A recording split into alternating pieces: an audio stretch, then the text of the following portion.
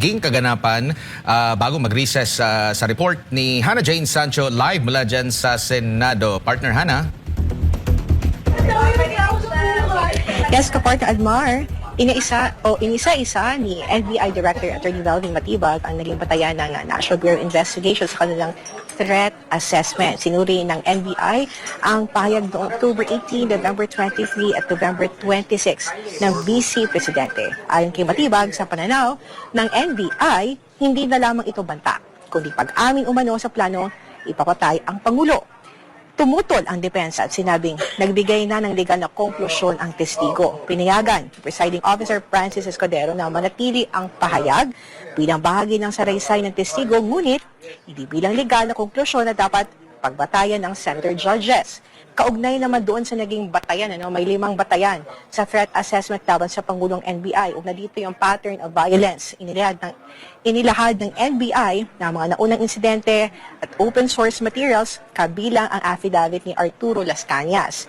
Kaugnay sa gravity, sinabi na ni Matibag na itinuturing ng NBI na seryoso ang umano'y banta dahil ang Pangulo, First Lady at House Speaker ang mga tinutukoy. Kaugnay naman sa identity, isinama rin sa pagsusuri ang mga payag ni Vice President Sara Duterte at Davao City Mayor Baste Duterte. Sa capacity to execute, ikinukonsidera ng NBI ang umano'y malawak na network ng pamilya Duterte, impluensya sa Davao, ugnayan sa men in uniform, umano'y access sa mga baril, financial connections, at Vice Presidential Security Group bilang bahagi ng kanilang threat assessment. Kaugnay naman doon sa motive and intention, ayon kay Matibag, isinama rin sa pagsusuri ang constitutional line of succession. Kaya sino daw ang mag-benefit sakaling mapatay po o mamatay ang Pangulo ng Pilipinas, kundi ang Vice Presidente. Minomonitor din umano ng NBI yung pagtaas sa mga pagbabanta sa social media, kabilang ang mga komentong nananawagan na barilin ang Pangulo at isang video na nagpapakita umano ng pagkakaksa ng baril habang nagbabanta sa Pangulo. Ayon sa NBI, bahagi ito ng kanilang pagtataya sa banta ng pambansang seguridad.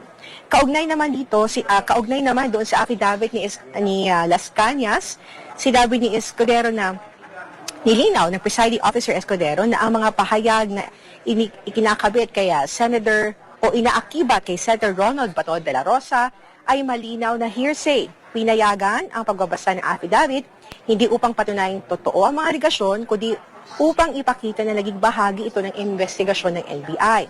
Muling tumutol ang depensa at iginiit na maaaring makaimpluwensya ang pagbabasa nito sa Senator Judges at maging sa publiko. Kinatigan ni Escudero ang pagtutol at ipinatigil ang karagdagang pagbabasa ng affidavit. Muling niya pinaalala na hindi tinanggap ang affidavit bilang patunay ng katotohanan ng mga aligasyon. Ang NBI tumanging pangalanan ang persons of interest sa patuloy na investigasyon. Sinubukan naman ng prosekusyon na alamin kung sino yung umano'y taong tinukoy ni Vice President Sara Duterte. Tumanggi si Matibag na pangalanan ang mga persons of interest. Ayon sa kanya, bukas at nagpapatuloy pa ang investigation. Aniya, maaaring makompromise ang operasyon, malagay sa panganib ang kanilang mga informante, mawala ang tiwala ng kanilang mga source, at malabag ang privacy rights ng mga persons of interest kung isisiwalat ang kanilang pagkakakilanlan. Dagdag pa niya, confidential ang mga ulat ng Special Task Force na nasa kanyang kustodiya.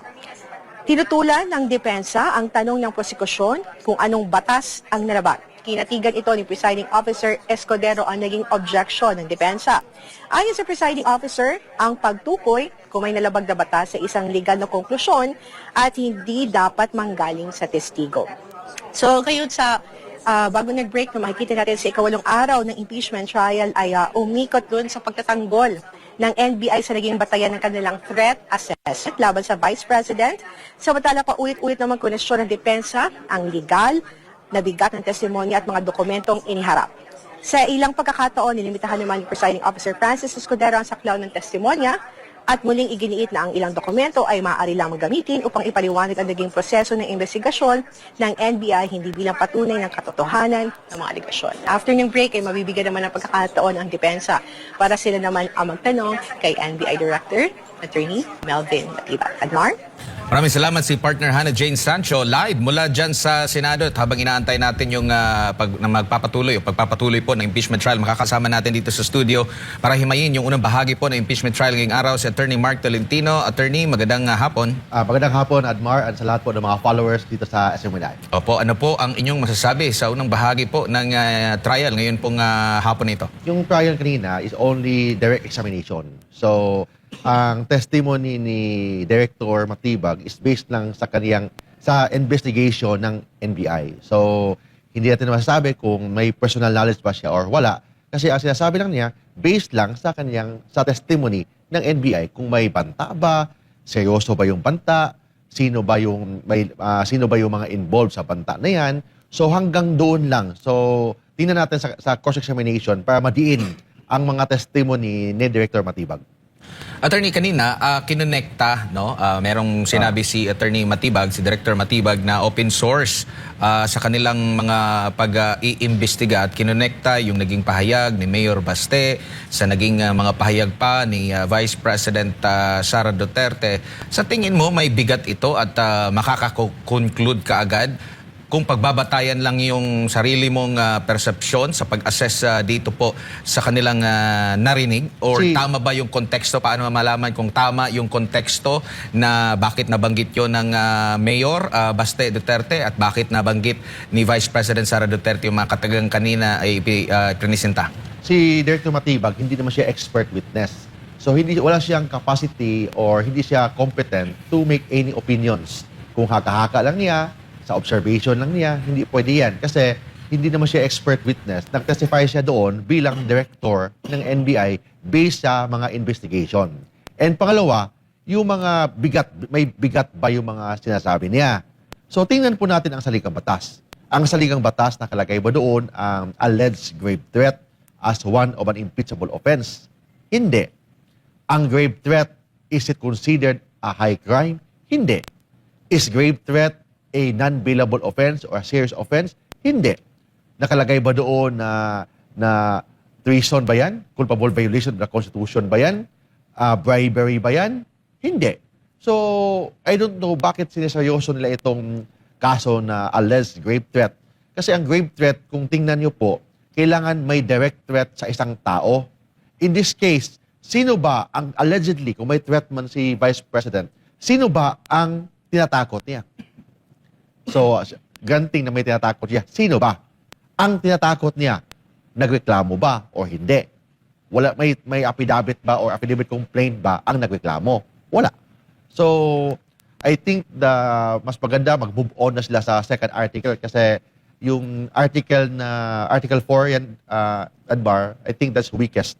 Weakest sa lahat po ng mga ebidensya, possible na ebidensya laban kay Vice President Sara Duterte. Opo, attorney, dito po sa mga hearing, kung maalala natin yung nagkaroon ng flood control hearing, binusisi nila yung affidavit ng isa sa mga tumayong resource person nila, no? At binusisi, pinuntahan pa doon sa kung saan nagpanotaryo.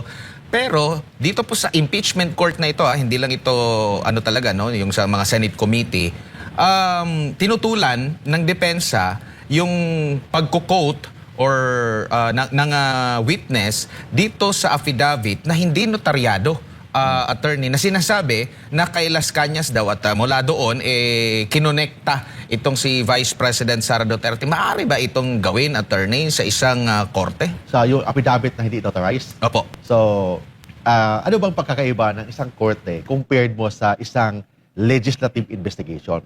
Ang legislative investigation, fact-finding po yan. Nag-imbestiga ang mga congressman or mga senador para may basis sila sa paggawa ng batas. So, fact-finding. Ito namang korte, ang court will have a jurisdiction sa mga kaso na based sa complaint. So, complaint, doon nagbase ang investigation. So, ang tanong dyan, kasama ba yan sa complaint? So, second, ang isang affidavit na hindi notarized, admissible ba yan as evidence? Kasi pag hindi notarized, anong epekto nun sa isang affidavit na hindi notarized? So, ibig sabihin, hindi yan public document. Pag hindi yan public document, there is no presumption of its authenticity and due execution. Kasi walang presumption of its authenticity and due execution. Kailangan patunayan na totoo yung sinasabi doon. Kailangan patunayan na yung nagsasabi ng affidavit na yan, nag-state ng affidavit na yan, may personal knowledge, alam ang lahat ng sinasabi.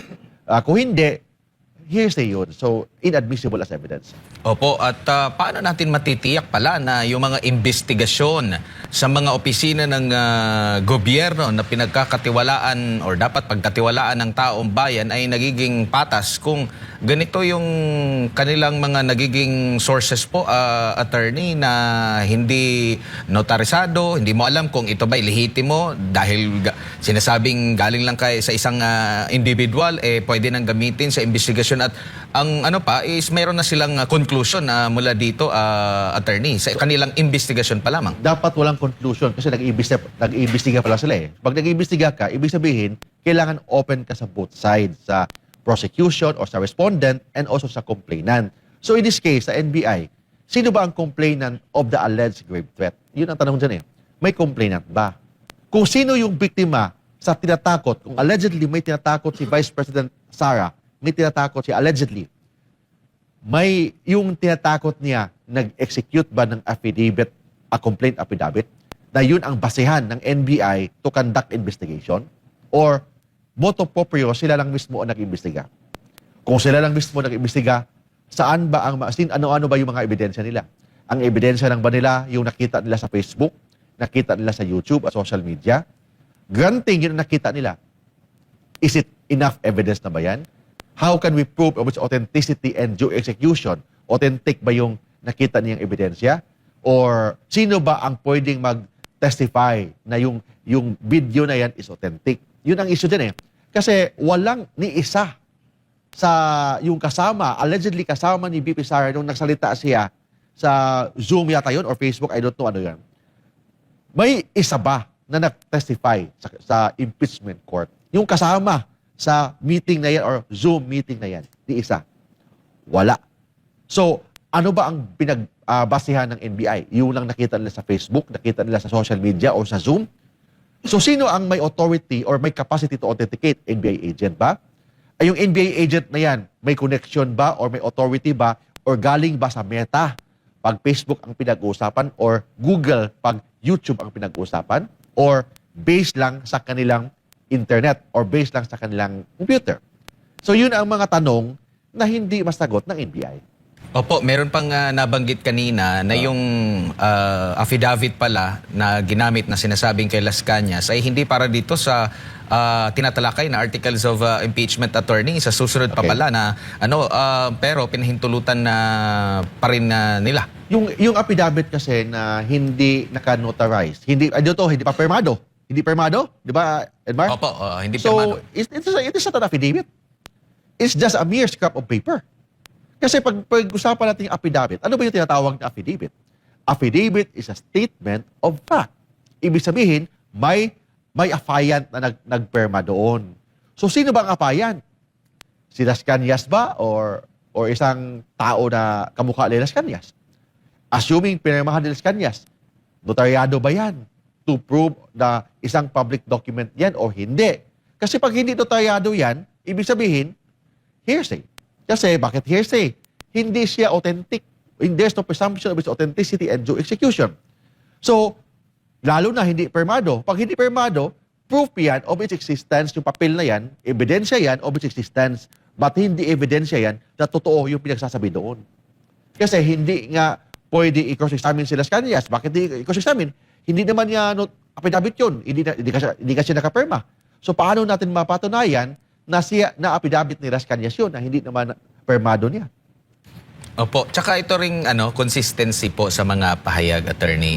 Kung matatandaan natin, may mga pahayag si NBI Director Matibag pag meron silang subject for investigation at kahit na haka-haka pa lang sinasabi nila kung sino yung mga involved sa mga anomalya, kung matatandaan natin. Pero kanina, tinanong siya, sino ba itong mga persons of interest na sinasabing... Ayaw na sabihin. Oo, mga hitmen. Ayaw naman niyang sabihin. Parang nakita mo ba yung consistency dito, attorney? Dapat, if you are the NBI director, you can only testify na the fact na nag-imbestiga ka.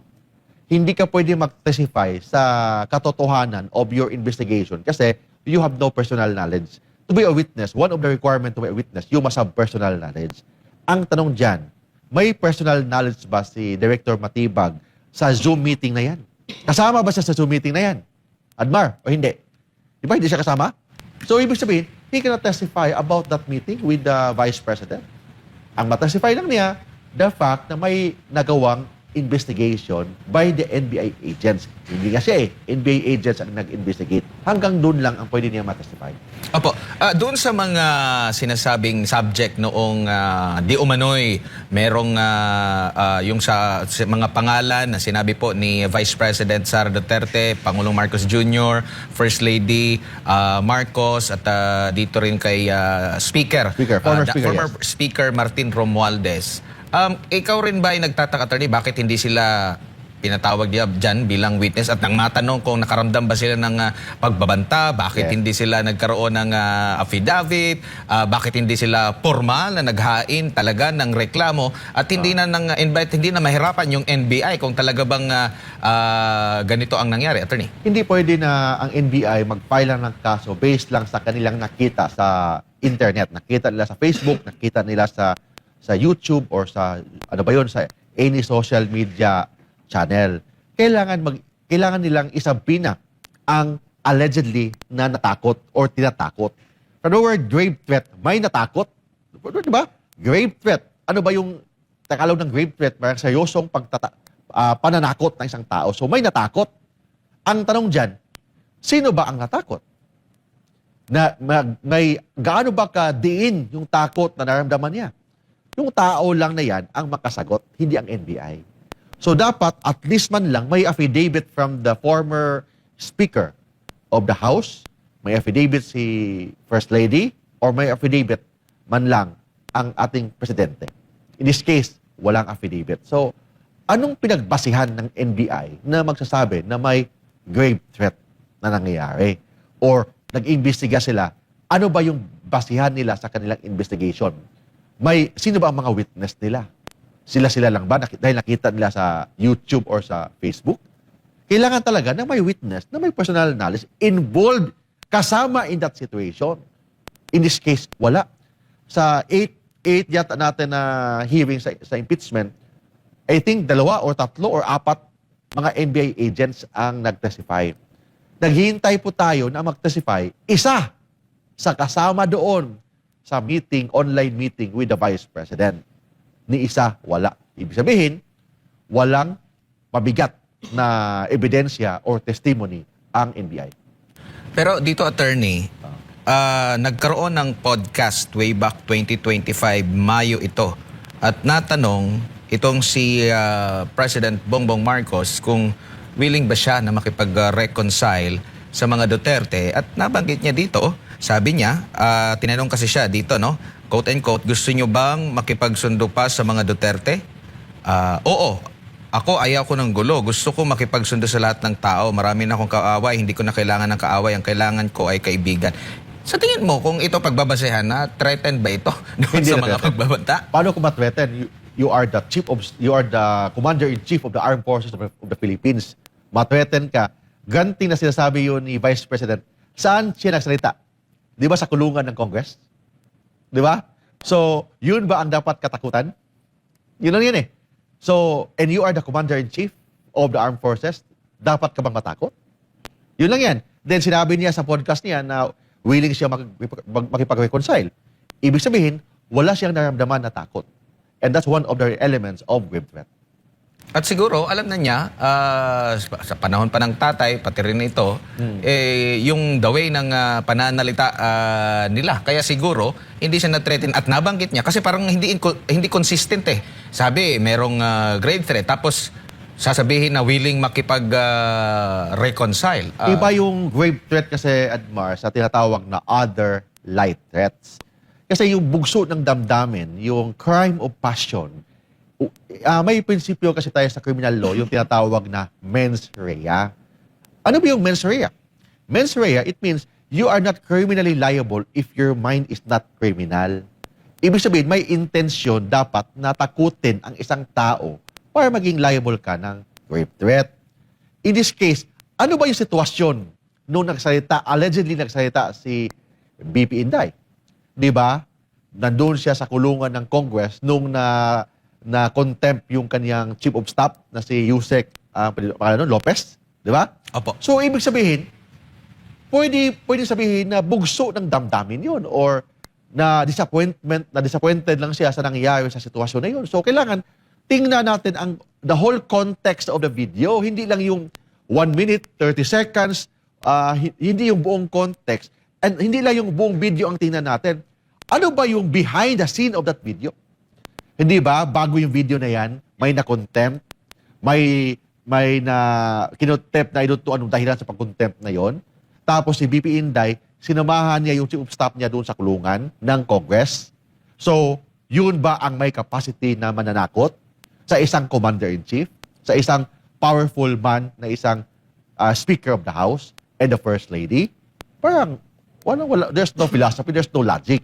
Baka sinasabi lang yun ni Vice President dahil lang sa kanyang disappointment sa current government or current administration. Opo, samantala, balikan ka lang namin na attorney dahil nasa ibang bansa po si Vice President Sara Duterte para sa official foreign travel at personal engagements ayon po sa Office of the Vice President. Binigyang diin ng OVP na walang gagamiting pondo ng gobyerno si Vice President Sara Duterte sa buong biyahe nito. Si Jason Rubrico live magbabalita. Jason? Tama ka dyan, kapartner Admar, nasa ibang bansa nga si Vice President Sara Duterte. Pero bago natin yan pag-usapan, dahil nagulat yung defense team ni Vice President Sara Duterte matapos ihayag nga ng Senate Impeachment Court na nakahunda na umano yung malaking bahagi ng ruling ni Presiding Officer Senator Cheese Escudero sa motion ng prosecution na isubpina ang bank at tax records ni VP Sara. Inihayag ni Senate Impeachment Court spokesperson Attorney Reggie Tonggol na bago pa man magsimula ang impeachment trial ay nakahanda na ang malaking bahagi ng ruling ni Presiding Officer Senator Cheese Escudero kaugnay sa motion ng prosecution na ipasubpina ang bank at tax records ni Vice President Sara Duterte. Ayon kay Defense Spokesperson Attorney Michael Poa, nagulat sila nang malamang handa na ang nasabing ruling. Gayunman, sinabi niyang hindi sila agad magbibigay ng negatibong interpretasyon sa naging proseso ng impeachment court. Actually, nagulat rin ako nung nabasa ko yung yung statement or at least yung statement base sa interview yata ng spokesperson ng impeachment court.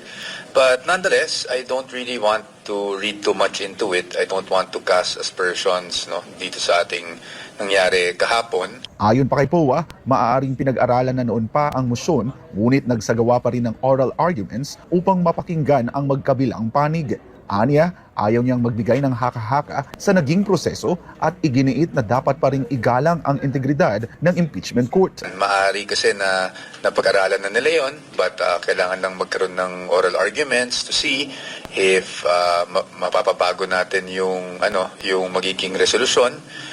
Maaari rin na nung Wednesday, after nung initial oral arguments, ay meron ng naging pag-uusap. So, napakahirap kasi mag-speculate.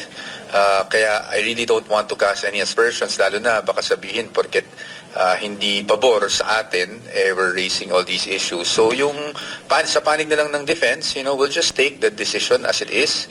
Of course, I wouldn't, I'd be lying if I will be saying na hindi ako nagulat na may ganun palang nangyari. But nonetheless, I don't think we should cast aspersions against the integrity of the court or anything like that. Nilinaw rin ni Poa na hindi niya itinuturing na nasayang ang oral argument dahil naipaliwanag ng prosecution at defense ang kanilang mga posisyon. Aniya, mahalaga rin itong bahagi ng transparency sa impeachment proceedings.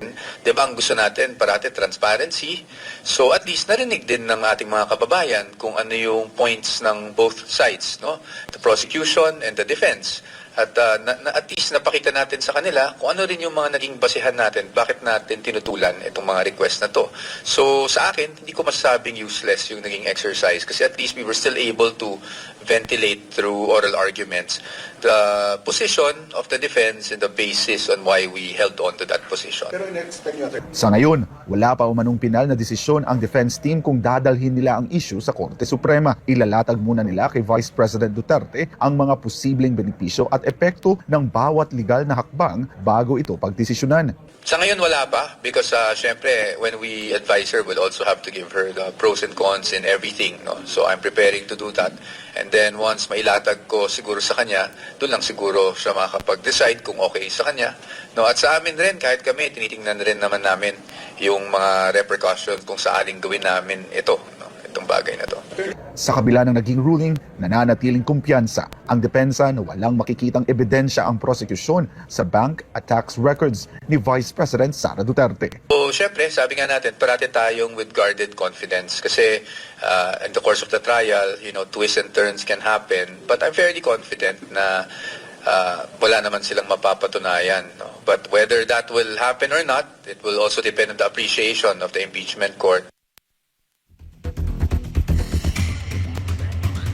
Mga kapartners, habang nagpapatuloy nga ang impeachment trial dito sa Senado, kinumpirma ng Office of the Vice President na nasa ibang bansa si Vice President Sara Duterte para sa mga aktibidad sa Qatar, United Kingdom at the Netherlands. Binigyang din ng OVP na walang gagamiting pondo ng gobyerno si Vice President Sara Duterte sa buong biyahe nito at iginiit ng tanggapan na nakahanda sila sa mga iba pang mga aktibidad, mga proyekto, tuloy-tuloy ang pagpapatupad ng programa ng Office of the Vice President kasama ang 10 satellite offices nito. At yan muna ang latest updates mga partners para sa Diyos at sa Pilipinas kung mahal.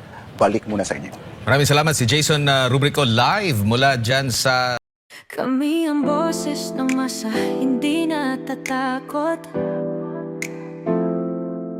Katotohanan lang, di kami nalulunod.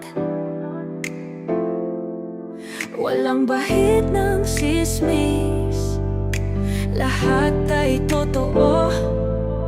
Kahit sino ka pa, pag mali ka babanatan